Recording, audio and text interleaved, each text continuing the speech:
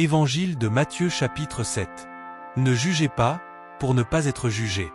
De la manière dont vous jugez, vous serez jugés. De la mesure dont vous mesurez, on vous mesurera. Quoi?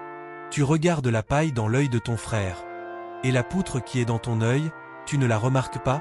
Ou encore, comment vas-tu dire à ton frère, laisse-moi enlever la paille de ton œil, alors qu'il y a une poutre dans ton œil à toi? Hypocrite! Enlève d'abord la poutre de ton œil, alors tu verras clair pour enlever la paille qui est dans l'œil de ton frère.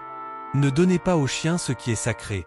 Ne jetez pas vos perles au pourceau, de peur qu'ils ne les piétinent, puis se retournent pour vous déchirer. Demandez, on vous donnera. Cherchez, vous trouverez. Frappez, on vous ouvrira. En effet, quiconque demande reçoit, qui cherche trouve, à qui frappe, on ouvrira. Ou encore, lequel d'entre vous donnera une pierre à son fils quand il lui demande du pain? Ou bien lui donnera un serpent, quand il lui demande un poisson? Si donc vous, qui êtes mauvais, vous savez donner de bonnes choses à vos enfants, combien plus votre Père qui est aux cieux donnera-t-il de bonnes choses à ceux qui les lui demandent?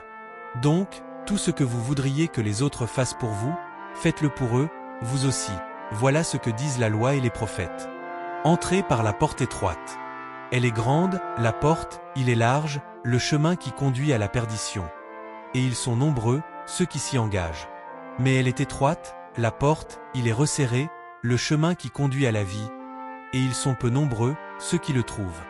Méfiez-vous des faux prophètes qui viennent à vous déguiser en brebis, alors qu'au-dedans ce sont des loups voraces. C'est à leurs fruits que vous les reconnaîtrez. Va-t-on cueillir du raisin sur des épines, ou des figues sur des chardons? C'est ainsi que tout arbre bon donne de beaux fruits, et que l'arbre qui pourrit donne des fruits mauvais. Un arbre bon ne peut pas donner des fruits mauvais, ni un arbre qui pourrit donner de beaux fruits. Tout arbre qui ne donne pas de beaux fruits est coupé et jeté au feu. Donc, c'est à leurs fruits que vous les reconnaîtrez.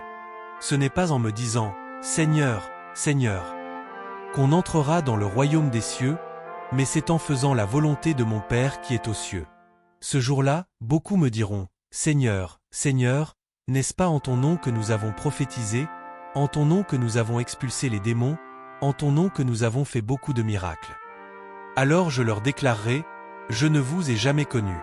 Écartez-vous de moi, vous qui commettez le mal. » Ainsi, celui qui entend les paroles que je dis là et les met en pratique est comparable à un homme prévoyant qui a construit sa maison sur le roc.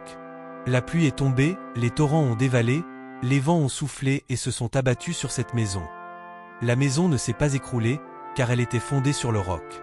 Et celui qui entend de moi ces paroles sans les mettre en pratique est comparable à un homme insensé qui a construit sa maison sur le sable. La pluie est tombée, les torrents ont dévalé, les vents ont soufflé, ils sont venus battre cette maison. La maison s'est écroulée, et son écroulement a été complet.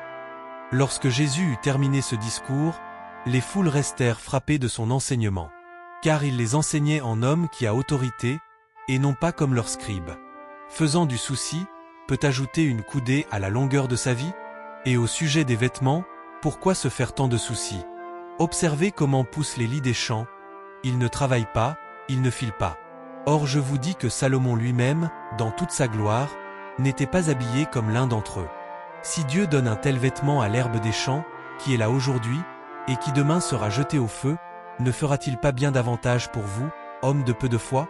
Ne vous faites donc pas tant de soucis, ne dites pas « Que allons-nous manger ?» ou bien « Que allons-nous boire ?» ou encore « Avec quoi nous habiller ?» Tout cela, les païens le recherchent. Mais votre Père céleste sait que vous en avez besoin. Cherchez d'abord le royaume de Dieu et sa justice, et tout cela vous sera donné par surcroît. Ne vous faites pas de soucis pour demain, demain aura souci de lui-même, à chaque jour suffit sa peine.